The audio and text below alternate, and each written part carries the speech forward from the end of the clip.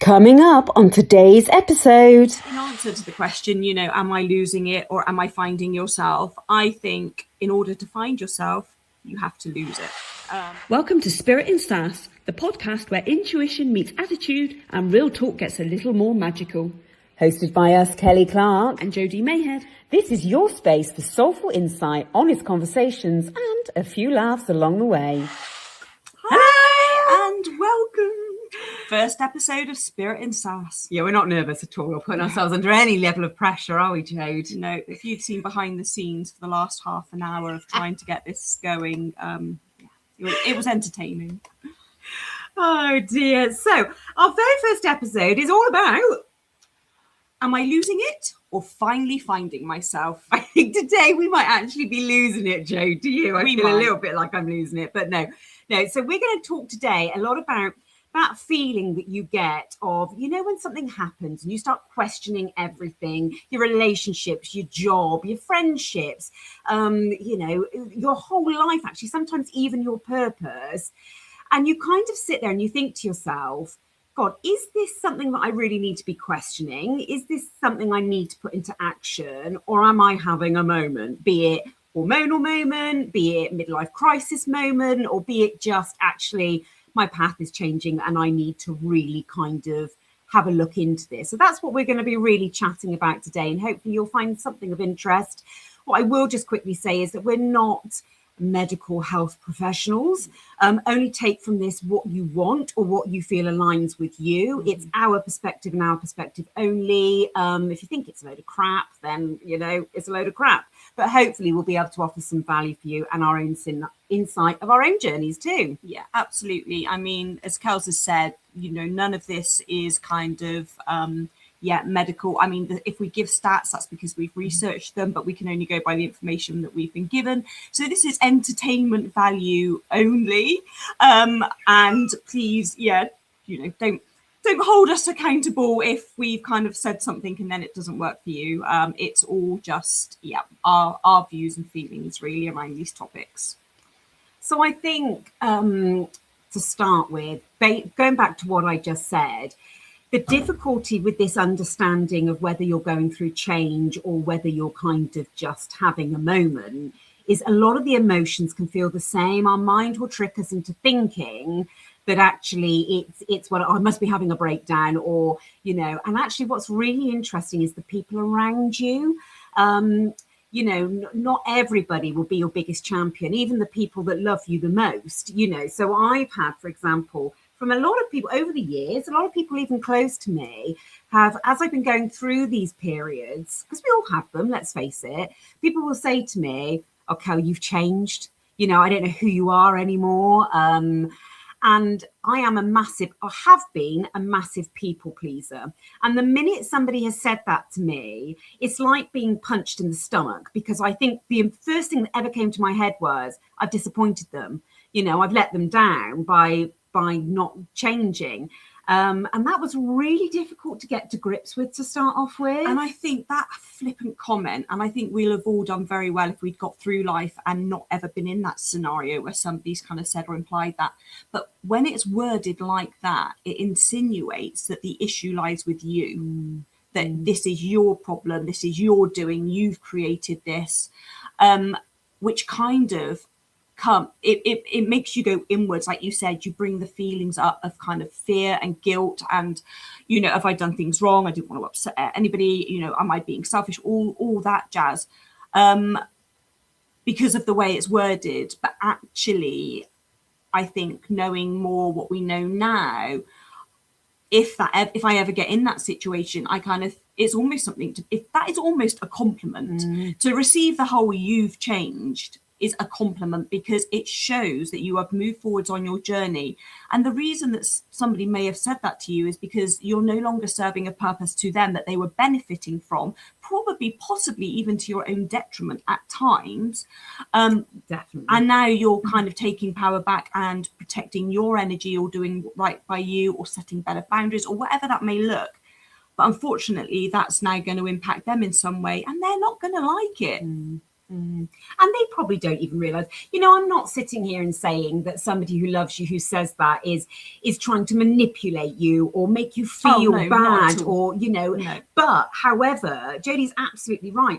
If you've been a bit boundaryless for quite a lot of your life and you've gone along with things, or you've looked after people, or you've been a people pleaser, that's the boundary you've put in. And then all of a sudden you remove that because you're going through a transition period or change, and suddenly people are like, why are you what have I done, and so that's kind of reflected back. So I think what we're trying to say is, certainly if that ever comes at you, once you've done the work on yourself, if you're happy with the path in which you're taking, then it is like, do you know what, I mean, can I stick my middle finger up, how it's like, yes, do you know what, thank you, I have changed. Do you know what? And I've changed for the better because I feel more happy with myself. I feel like I'm on the right path now, and I'm finally putting myself first in a way that serves me, and then in turn will serve you better. So it's really about making people understand that, any change or transition you're going through is for you. And in order for you to be your best self and help them, you need to go through that, and you need that support. So yeah, that was just a statement I've been reflecting on, because I've heard it, I've obviously changed a lot.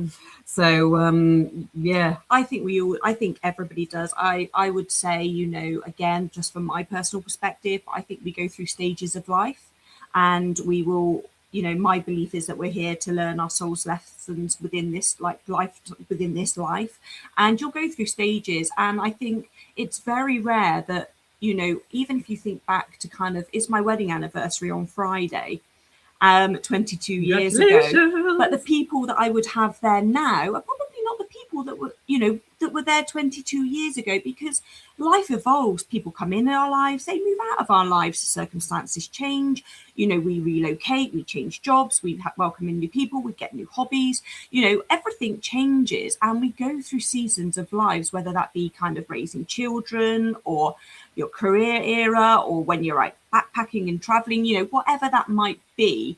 And I think it's embracing that when things start to fall away, or your friendship groups don't seem to align anymore, or, don't panic as such that you're going off the beaten path, or this is something you're doing wrong. It's okay to outgrow situations, circumstance, jobs, relationships, areas, locations, whatever that might be. It's okay to outgrow and move forward. People will have opinions on it, but as long as it feels good for you, then that is okay. It's fear-based, isn't it? And I think that's what a lot of this comes down to, is understanding what is something is coming from fear. We've obviously got the long-standing 22 years? 22 years coming up. As somebody who's been divorced, the weight of a relationship ending is really difficult, because not only are you dealing with your own internal struggles and the impact that might have on your children or other people, you are worrying what other people are going to say to you. You worry that you're a failure, that you couldn't make it work, that you didn't do enough, and I'm a great believer, like Jode has just said, that everything has its, as you change and grow, some people will change and grow with you, and that's marvelous and that's wonderful. And some people will change and grow in other ways that's right for them. That doesn't make you a failure. But what we live with is this fear that we're not going to meet other people's expectations of ourselves. We're going to let people down, our children down, our wider family down. And so we stop and we stay in these situations, jobs. And I'm not just talking about relationships. So I don't want to see the divorce rate go up after our podcast. I mean, I've been a bit, I think we're going to have hundreds of thousands of people. But, what I'm trying to say is, whatever situation you are in, sit with yourself and understand, are you staying in something through fear of what the repercussions of that might be? An awkward conversation, something backfiring, people thinking badly of you. And it really is understanding, if you're looking to change anything in your life because you're feeling this sense of, oh my goodness, am I losing myself, or am I losing the plot? Sit with it and understand, is that a fear-based situation? Because fear will speak much louder than intuition. Absolutely. I mean, I think it's really worth noting as well that certainly for me, I very much freely speak that I've often said, and I guess, you know, I still believe that I have had a breakdown within my adult life. I definitely felt that I kind of hit rock bottom and I was absolutely losing the plot in all areas. Obviously, age might contribute with hormones and all that, and that's a different topic that we can absolutely touch on. But I absolutely felt that I had lost myself totally, and it was the darkest days of my life, and it was not a quick process, because you don't just wake up one day absolutely empty of everything and have no kind of joy or emotion really entailed with anything. It's a long time coming, and because we're resilient and because we keep pushing ourselves to conform and to keep holding space and to keep, you know, we've got, you know, whether we're wives, we're parents, we're, you know, holding very high level, like, responsible jobs, where most people will carry responsibility for others, you know, in some capacity.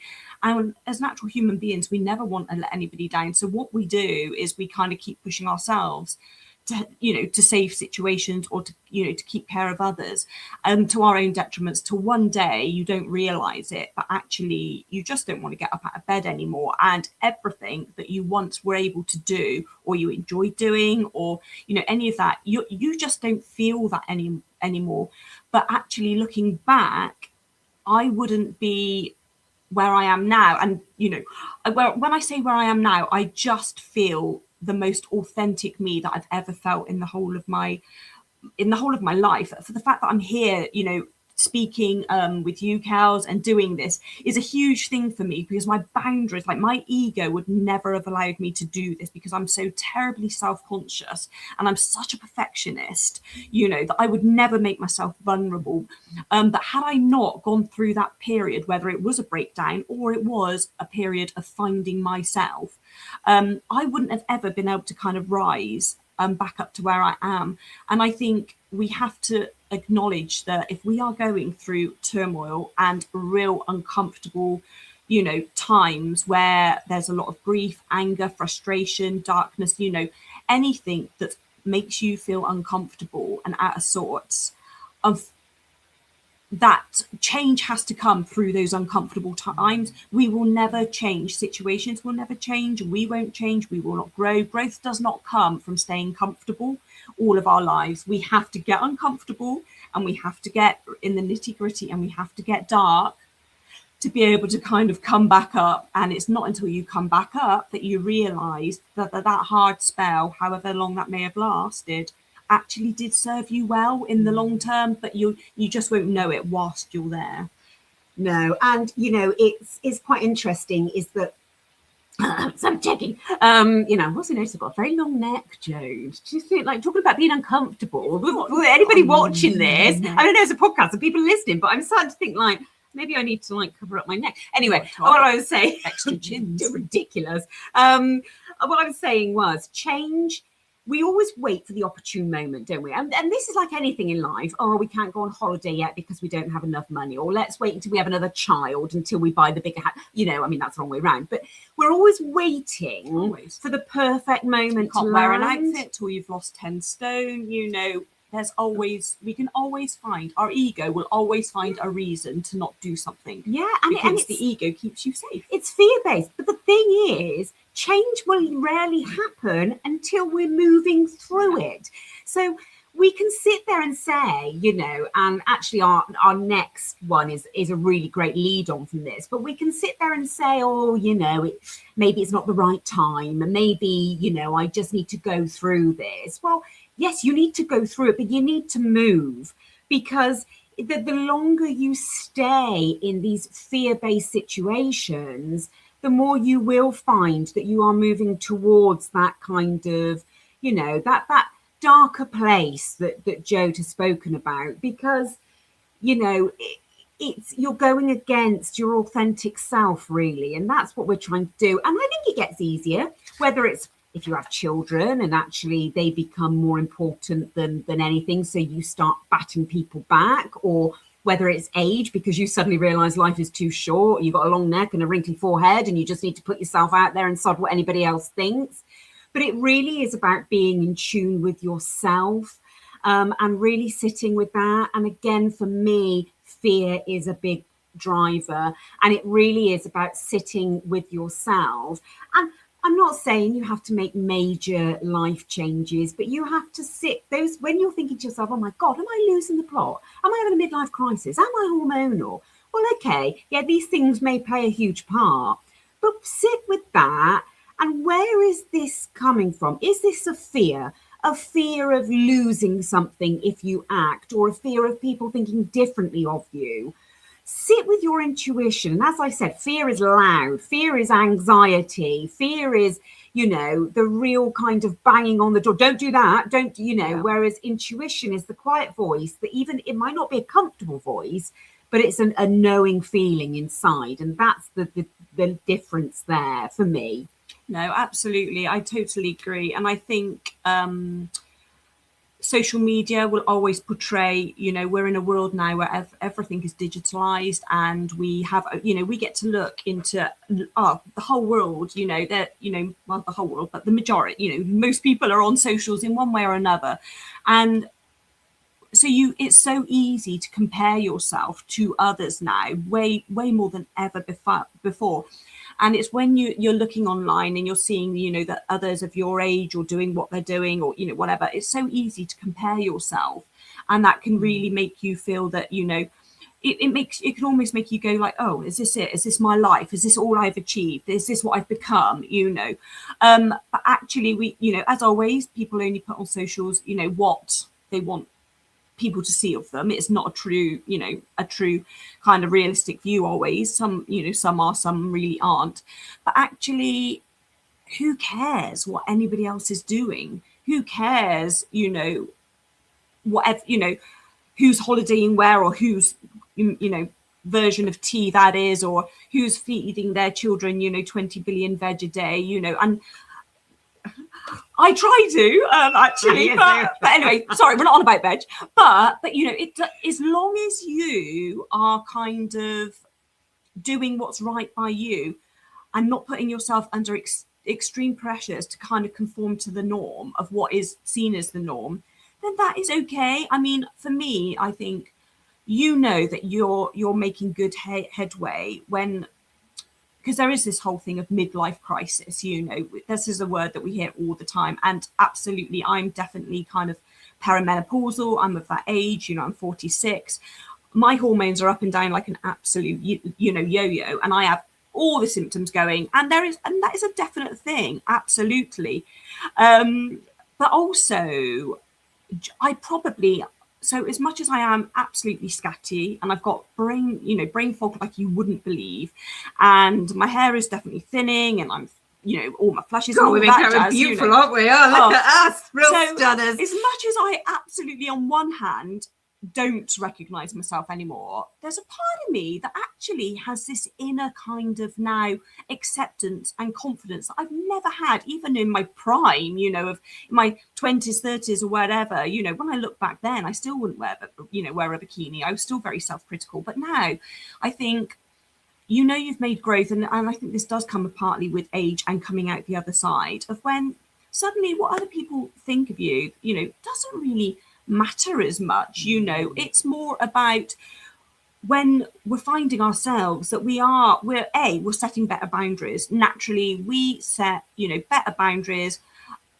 I am also a people pleaser. I have had no boundaries at times for many years, because if I didn't adhere to what everybody wanted me to do, then people wouldn't like me.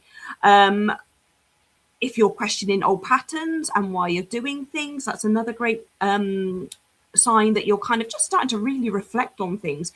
Approval, you don't really feel the need for anybody's approval anymore. Like I said, you've got your good old, sturdy friends on one hand, others, it just doesn't matter. It isn't as prevalent. Very much authenticity over perfection. That's also another huge thing for me. And then also feeling uncomfortable. if you're feeling uncomfortable, you're definitely going through periods of change. And like I said, the ego, the brain will automatically want to kind of go, nope, this is different. You've not done this before. You've not been this person anymore. We've never had any kind of pre-runs of this type of experience, or you in this situation. I don't know how this is going to go. This is your ego brain talking. So I'm going to stop you from doing it. This is a bad idea, you know. But actually, if you can get over that, then I think the world's your oyster.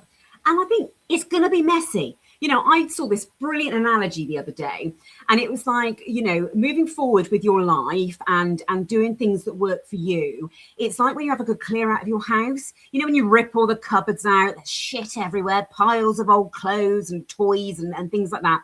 If somebody came in at that point, they'd be like, oh my goodness, we've got a bit of a hoarder here. What a messy cow. But actually what you're doing is you're decluttering all the crap to move it all out, so that you can move forward with better space, more energy, fresh, you know, invigorated. Because we all know, I mean, God, don't we all hate cleaning out the blinking house? Oh, absolutely. But once you've done it, once you've got through that hideous period, I mean, I wouldn't know that often, to be honest. It's not very often I do it. But once you actually do it and you walk in and you feel like the energy's been shaken out, everything feels better. And, you know, and that's what kind of moving forward through this kind of foggy period of change, when you feel like you're losing your shit, is about. You're just kind of raking everything out. And, you know, the good people around you will come in, make themselves a cup of coffee, step over your pile of crap and go, yeah, great, look at this. Oh, I like that top, I might have that. You know, so it's just making sure that your energy aligns with everything and everybody around you. And energy is a huge thing. Trust it. Your energy will know something before even you realize it. So if something feels off, it likely is. And my glasses are wobbling around. It's getting a bit hot. I'm getting really red. It's like I've had a glass of wine. I promise I'm not drunk.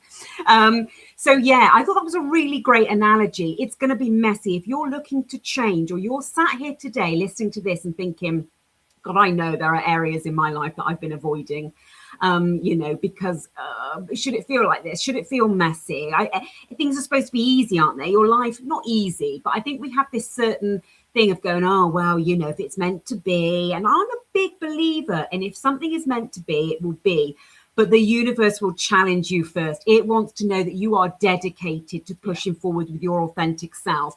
And so when you get these challenges, a lot of people will go, well, okay, that's not meant to be then. You know, that job cancelled on me. I thought that was going to be my big career move. Well, you know, if you're looking for a big career move or a changing path, the challenge is coming at you to stay committed to that, you know, or to certainly push forward with something different, but not to just stop out of fear and go, oh, God, that didn't work out, so it's not meant to be.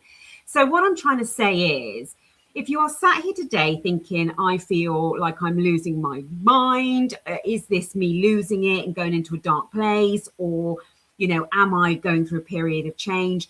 The two things can feel very similar. They can feel very messy, but you need to listen to that intuition and understand what is holding you back from thinking about moving forward with those processes, and where does that come from? No, absolutely. And I think as well, you know, certainly once you get to kind of the middle age, and, you know, certainly I know things like, you know, divorce rates and things, you know, kind of do go up. And actually, I think, you know, there is this kind of belief that, you know, when women go through kind of perimenopause, menopause, whatever, you know, that it, you know, they change or whatever. And absolutely they do, because they are going from, you know, being a, you know, childbearing to not. But actually, hormones are a huge thing. But it's periods where actually I think you just take stock, regardless of your hormones and that. You just think, actually, you've done, Kate, you know, serving everybody else, and you absolutely just crave that authenticity and time for you to find you. And I think the biggest thing for me is, the goal is that you're not trying to become a new person. You know, that's not how this works. The goal is you are finding back the true, authentic kind of person that you were, that you've always been right from the beginning, but you've learned lessons along the way. And you're stripping back to where you don't suddenly have expectations of others, responsibilities for others, others' opinions, kind of absolutely navigating how that looks for you. So you're not trying to become new, you're trying to find yourself back to who you are, who you truly are, without carrying the weight of everybody else's baggage along with you. And that is okay, because we are, unfortunately, society can kind of almost imply that, God forbid, that, you know, if you do what's right for you, or you take a holiday without your children, you're a bad mum, or, you know, you change careers and, you know, you take a lower salary, you know, which means that, I don't know, Jimmy has to give up swimming for a little bit, you know, that you're kind of Jimmy, I don't have a Jimmy, but it was the best name that I could think of. But, you know, it's there will always be people going, oh, sorry, Jimmy, what kind of mother is that? But it's that whole you've changed. Yeah, you've changed thing. And absolutely no, you know, it's okay. It's okay to go back to finding you. I think we get to a period where we just want authenticity, you know, and to be properly seen for who we are, and not the acts of service that we give everybody else. And I think as women, we're guilty of doing this. This really hacks me off, right? I see all these wonderful memes, because clearly as a perimenopausal woman myself as well, I follow all these wonderful accounts. But you see all these women going, oh, I'm perimenopausal. So what is perimenopausal? So, you know, so I hate my husband. Or you see these memes from men saying, you know, oh, wife turned to menopause and now she's changed and she hates me, and, you know, I've just got to ride through this. And there's this whole thing that as soon as women hit a certain age, because of their hormones, they suddenly turn into Satan, hate the men they've lived with for 35 years, and F off into the sun with Clive from the Caribbean. You know, we're putting out all the ones tonight, aren't we? You know, good old Clive from the Caribbean. But I think, you know, what I'm trying to say is, yes, hormones are involved, and yes, hormones will make us, you know, shorter tempered than perhaps we once were. But I think what they tell us is these hormones come in for a reason, to say, right, you've done your bit, you know, you've carried everything for a very long time. It's now time to start thinking about yourself. And I think it's the same for men when they have the term of midlife crisis and they go off and get the sports cars and things like that. It's not so much that you've suddenly just gone, oh my God, it's my age. It's about suddenly going, I've carried enough of things that I didn't want to for a very long time, and now I'm coming back to myself. And however that looks, whether it's a stereotype of menopausal woman or midlife crisis man, do you know what? It doesn't bloody matter. Just live your life for you and you'll figure it all out. No, I totally agree. Yeah, I think... Yeah, so I think in answer to the question, you know, am I losing it or am I finding yourself? I think in order to find yourself, you have to lose it. I love that, Jen. Yeah. That was a real little nugget. There we go. Boom. Well, we done, that's it. I could have done that in 2 seconds flat, episode finished. But I think I think our ultimate reaction when we feel that, when we're in that moment, and when we're in these periods of our lives, it's so easy to become fractious and panicked, and, you know, but just sit with it, reflect, like Kels has already said, you know, there's always lessons to be learned, but we've got to sit and we have got to really go within, and we've got to kind of dig deep, and in those moments of real quiet, and they are the hardest places to be, but you will normally find the wisdom to kind of start to build back up. And unfortunately, with that kind of wisdom and that kind of inner knowing will come changes that probably are not going to be comfortable or liked by everybody. But if you absolutely can, slowly but surely kind of push your way through, then you come out of the losing it and you find yourself. Well, on that rather wonderful note, I've got a few key takeaways, oh dear listener. Hopefully there's more than 2 of you, but we love those 2 if it is just Absolutely. 2 of you. We are happy to start with 2. Well, I really love 2. 2's a strong number. Yeah. The 2. Anyway, so I'll put my glasses back on so I can see. It's definitely, basically the only people following our accounts are our kids and their group chat. Right, okay. Champions. Give yourself permission to not have all the answers, okay? That's okay. And you know what? You don't have to have the answers for everybody else either. Your kids who come to you, you know, we can support and we can help, and which we will always do, but we're not superhuman. We can't know all the answers. Don't beat yourself up, okay? Just sit with what you can, do with what you can. That is enough.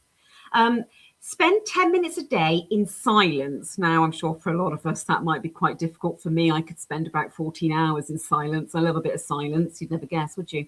And just kind of sit with yourself and your feelings and your intuition and your fears and just see what comes up for you, and just journal if you can and use that as a reflection space. It's really quite helpful. Ask yourself one question. If no one else's opinion mattered, okay, what would you do next? I love that. That's a really thought-provoking question, that one. Yeah, and Definitely. I think it really brings up what your inner desires Yeah. are. And yes, you might not be able to act on those straight away, but you can certainly put a plan in place to start moving towards Absolutely. that, because life is short, guys, you know. It is. Good old, I love a little cliche there, throw that in. Notice what gives you energy, okay? So notice when you're doing something like, I'm exhausted, I've worked all day today at my other job. Usually the thought of doing anything else on an evening would absolutely make me want to just, you know, get into bed and you know, do my 18,000 facial routines that I do to try and stave off aging. But doing this gives me energy. So I'm like, woo! You know, so notice what gives you energy and what drains you, because that's where you need to be heading. It's exactly that. I think it's the gap in between that has kind of these absolute amazing, like, wealth of answers. It's the noticing what's draining and the noticing that what actually energizes, and then it's the gap in between. That's what you need to address. Yeah, definitely. And finally, stop treating every difficult emotion as a problem. Okay, sometimes these difficult emotions, they're actually messengers, and they need to be heard, and they need to be reflected on, and they need to be moved forward with.